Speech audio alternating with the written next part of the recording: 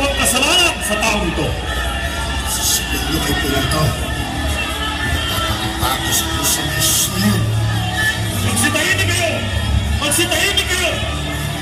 Gaya ng inyong nalalaman, taon-taon ay nagpapalaya ko ng kriminal at ibinabalik ko sa inyo habang hawak namin ang isang kilala at bantog na mamamatay tao, si Barrabas.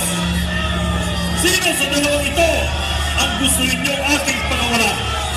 Si Barrabas na isang mamamatay tao o si Jesus na tinatawag na Mesya? Hindi siya Mesya!